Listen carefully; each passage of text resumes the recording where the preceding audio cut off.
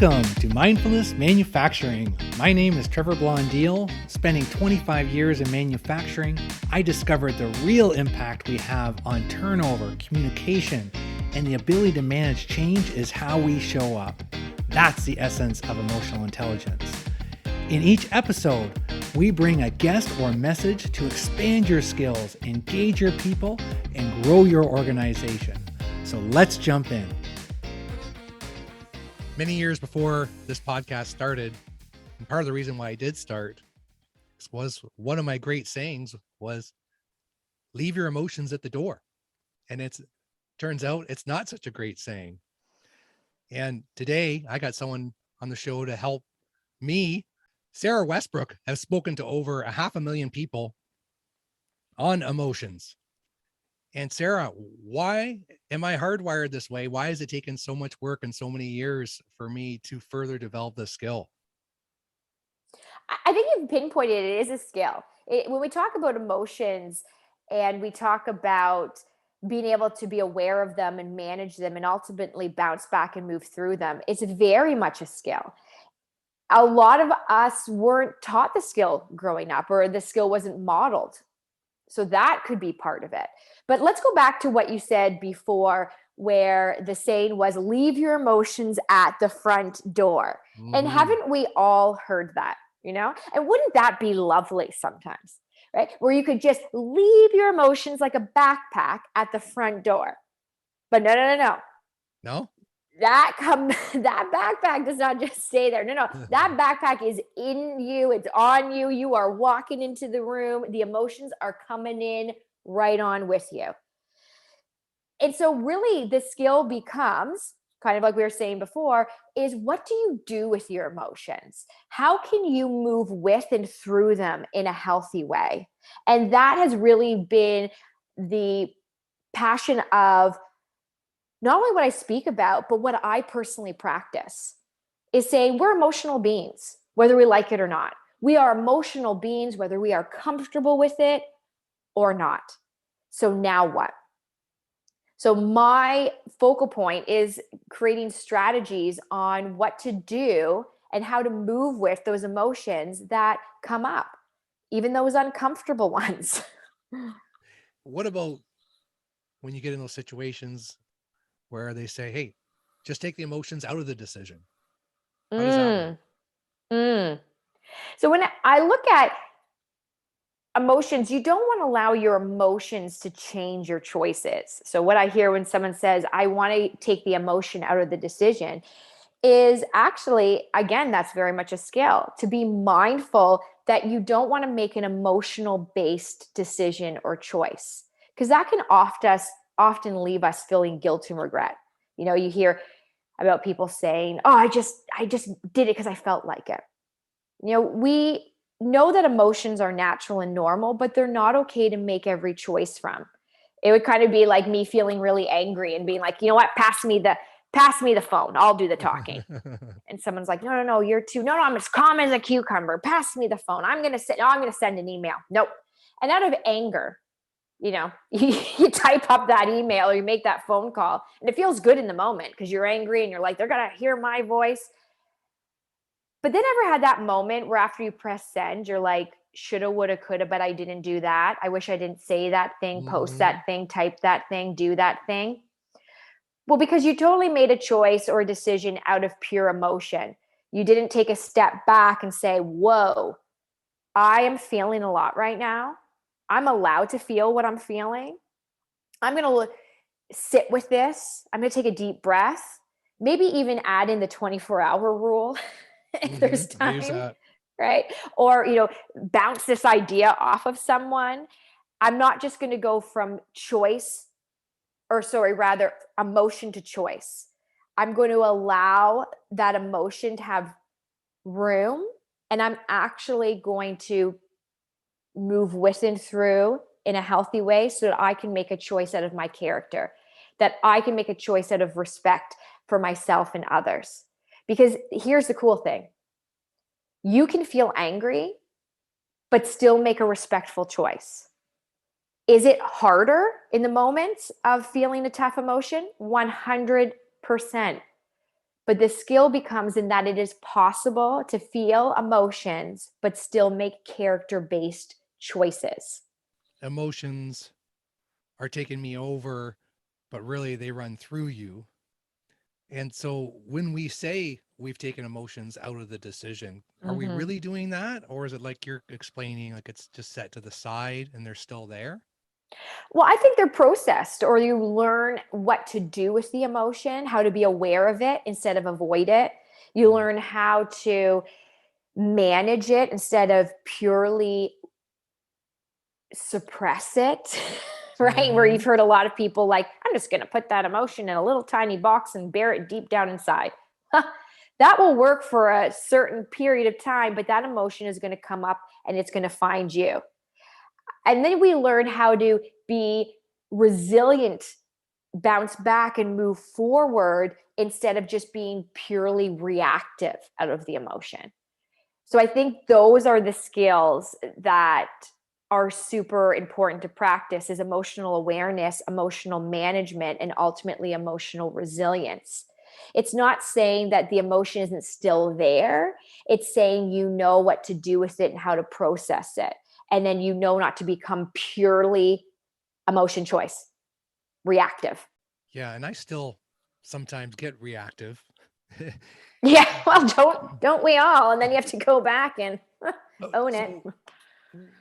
If someone says, I realize that I lose my cool a lot, and in manufacturing, that can be a norm. And if someone's really disrupting the workplace, but they acknowledge that they're aware of it and they still do it, what's the next conversation with that person? This is a very interesting part because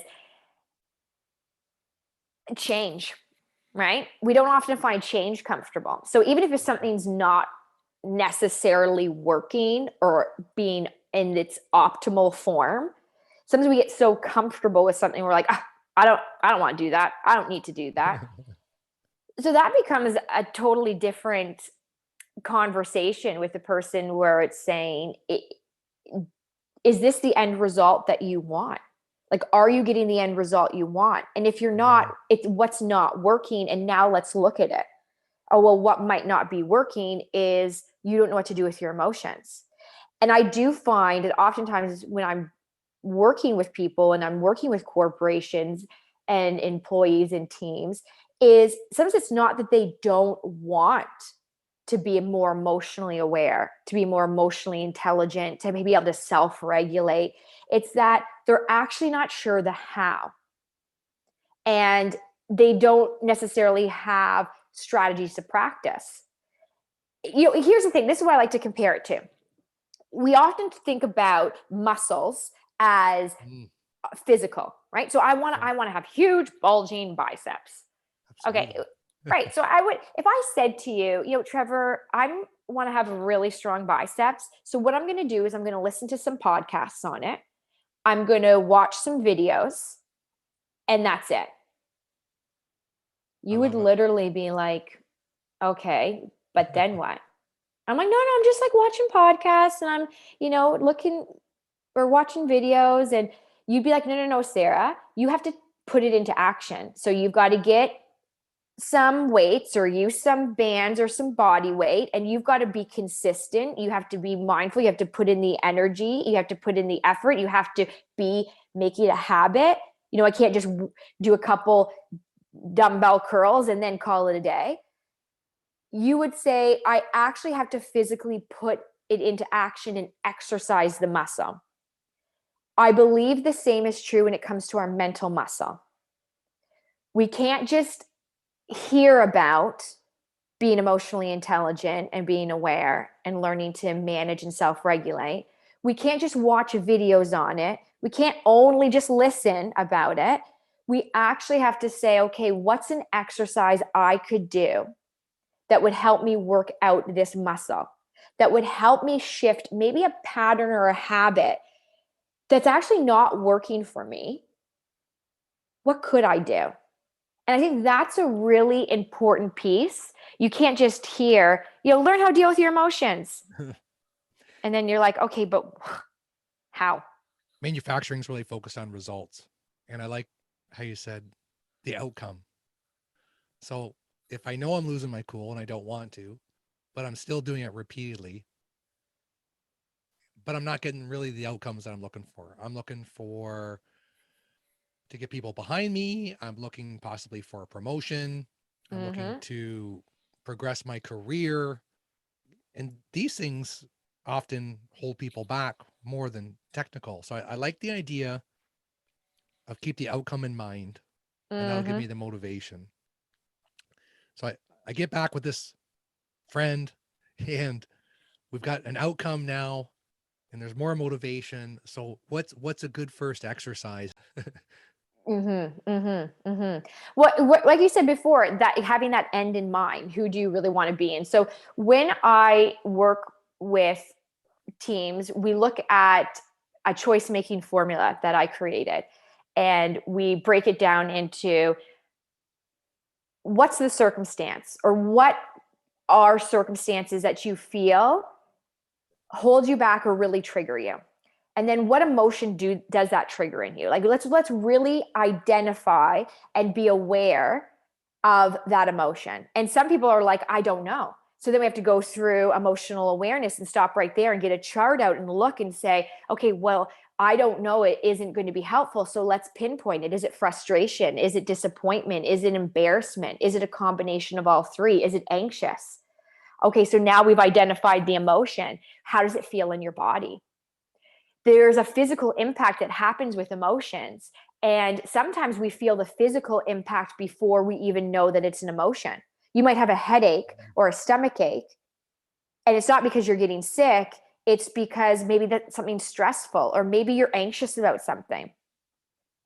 And then we look at, okay, so how can you manage that emotion? How can you self-regulate it? How can you move with it? But the big kicker, right, and you said it, is, but what do you want your end result to be? And I go for character-driven end results. So when I'm looking at shifting behaviors, it's looking at, there's two places in life to make choices from. You either A, make every choice out of emotion and say, hey, I felt like it, I was angry. Or you say, I'm allowed to feel angry. Oh, okay, I'm going to notice anger. Oh, it's right in my chest. Okay, I'm going to take a deep breath through anger. I'm going to vent it. I'm going to write about it, whatever my strategies are. But if I'm being respectful, if I consider myself a respectful, kind, determined person, what choice would I make in this given circumstance? So what this does over time is it trains your brain to learn to think and act beyond emotion, to honor that the emotion's there, but to start to use the emotion as information and even motivation. You know, we need emotions. Emotions can be very motivated if we hone them in the Yes. right direction. And then to say, okay, but I'm still making a choice that shows kindness, determination, respect, because that's who I am as a person. That's my end result. I had a situation staying at a hotel, had great hotel, but had a couple issues. And I just started with, I feel, Yeah. instead of, Don't mind my dog in the background. He feels a bark coming on. that I feel this way rather than I am this way. Like, and that's something I've been trying a little bit more of.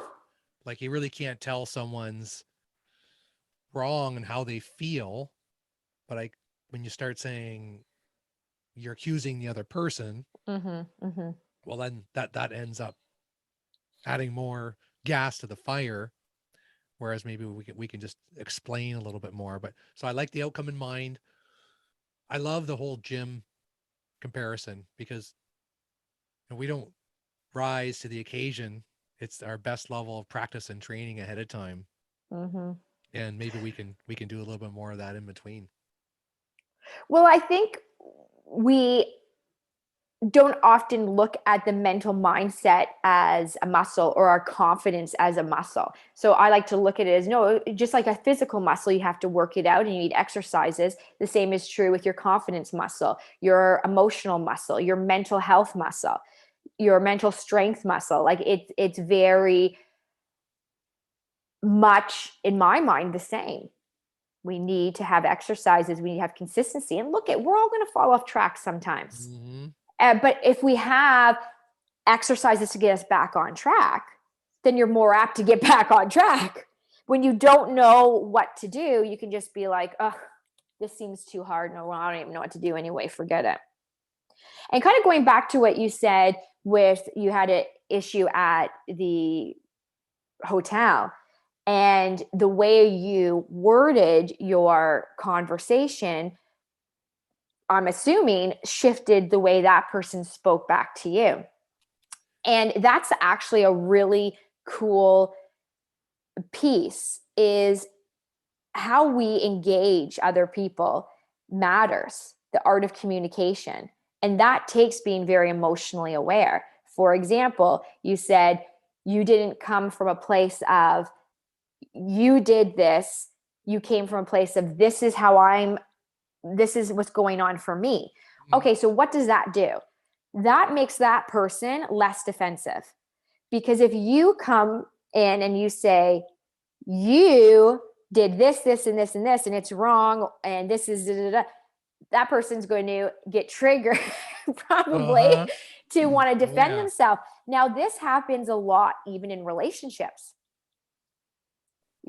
Being mindful in our approach takes being mindful of our emotions, because we often go from emotions to mouth or emotions to fingertips when we're typing or we're texting. And it's like, whoa, let's take a beat here. Let's take a beat. Where am I making my choice from right now? Am I making my choice out of emotions because I'm angry? And maybe you're valid in your anger. But is that person going to hear you? Are you going to come across and get what you want in the end? Probably not, because that person's going to be defensive or shut down in general, or shut you off in the sense of they've tuned you out. But what if you could be angry? You could learn to move with and through that anger in a healthy way so that you could still speak with respectful words. Doesn't mean you're not angry. It's your approach is different, and then your end result is different. So that's an interesting piece to practice. And then when we totally make a mistake and we totally mess up and we totally react out of emotions, take ownership. Right? We've all been there. Absolutely. Yeah. And I did get a response, and something else. Sarah's got great videos online. By the way, I'll leave some links in the show notes. And you talk about when I did go up to this gentleman, we had a bit of a relationship already.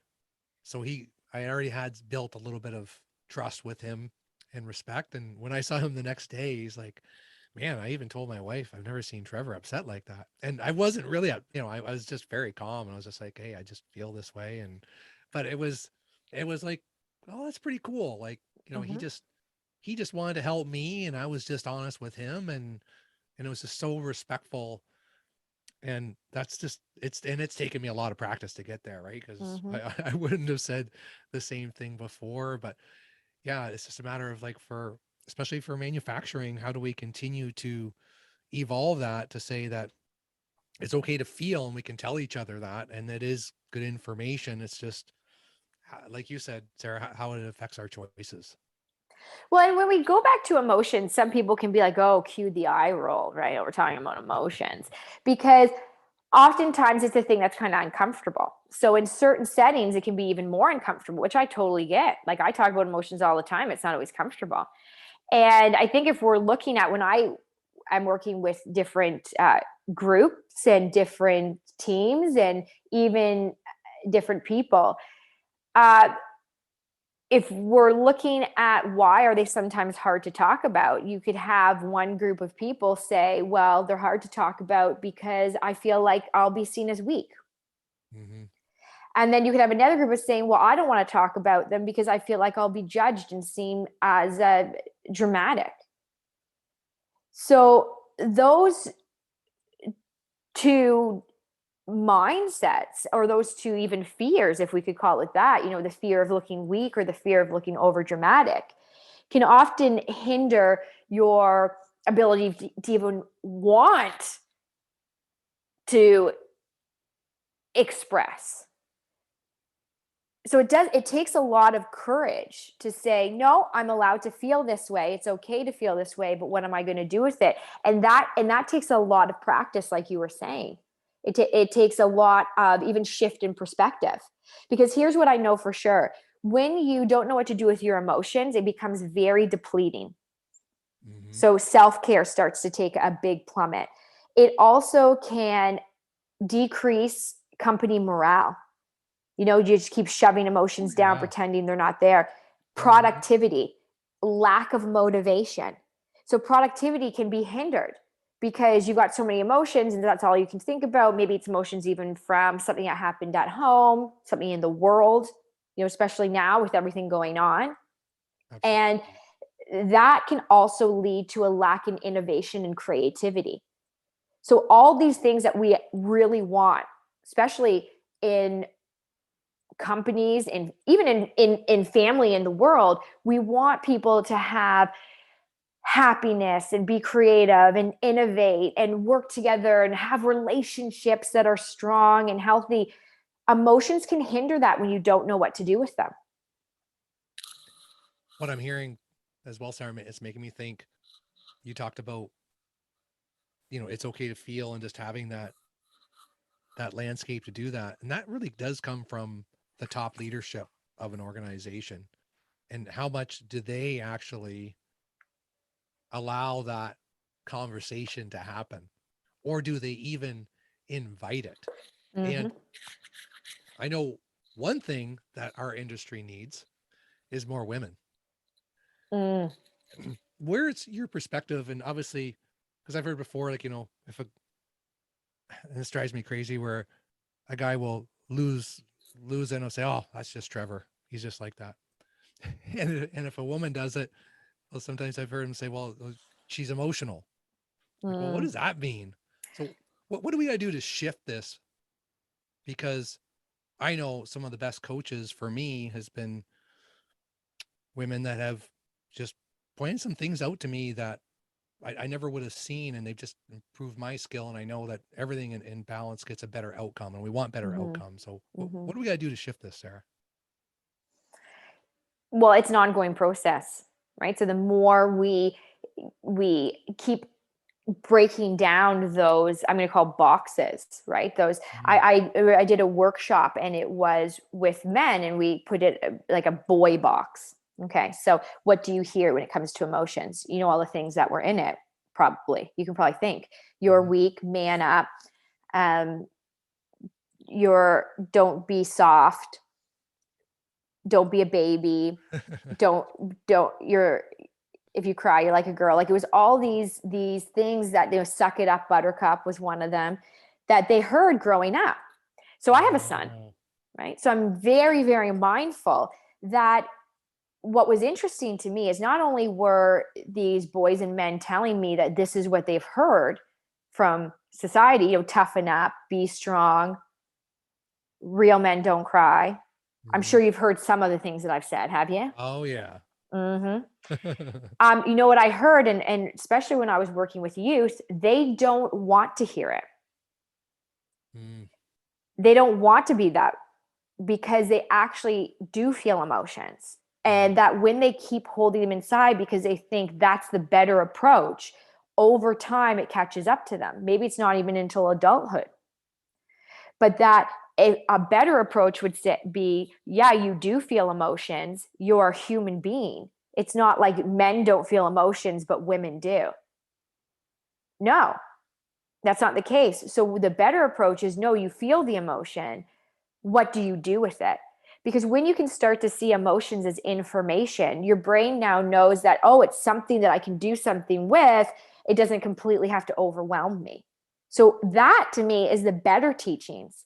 And then we're going to flip over to, like you said, the women, the girl box would be, Mm-hmm. don't be a drama queen, right? Oh, girls are allowed to cry, but don't overdo it. Oh, you're trying to get attention. Oh, it's seen as a, maybe even instead of just emotions, maybe it's seen as, oh, what you're trying to overdo it. or I mean, there's multiple different things that can be told or that can be a perception. But what I hear from people is they don't want to live in those boxes. No, And no, especially, and what's always interesting to me is especially boys, because I think that society has done that stereotyping, and that's really not fair. Sarah, this has been fantastic. And I'm just thinking, you posted a video from America's Got Talent on LinkedIn Mm, of a woman that was fighting cancer that sang, mm, and yes. I teared up, and I'm like, and I don't hardly ever tear up. And it's not because I don't want to. I think it's because I have suppressed my emotions most of my life. And it's only in the last 5 or 7 years. And it's like, it's funny that watching something like that, it just made me feel that I need to lean into this more, and I need to Mm, feel more, because I have a daughter and a son, and and I want to express myself more to them. And I think I turned 50 this year, and I still got a lot of work to do. we all do. Here's the thing. Even though I talk about emotional resilience, I practice it daily. And some days are easier than others, and some moments are harder than others, and that's okay. I think the big thing is just being open to learning and growing. And I love when you said sometimes you have to lean into that discomfort. I think that was very, very well worded. Emotions are not always comfortable. And as human beings, we love comfort. We like comfortable pillows and mattresses and sweaters and running shoes. But emotions are not always that. And they're not supposed to be. Emotions are alerting you of something. Just because you feel anxious sometimes doesn't mean you're an anxious person. It means you're a person that's experiencing the emotion of anxious. And yeah, it's uncomfortable and awkward, but it's part of the journey.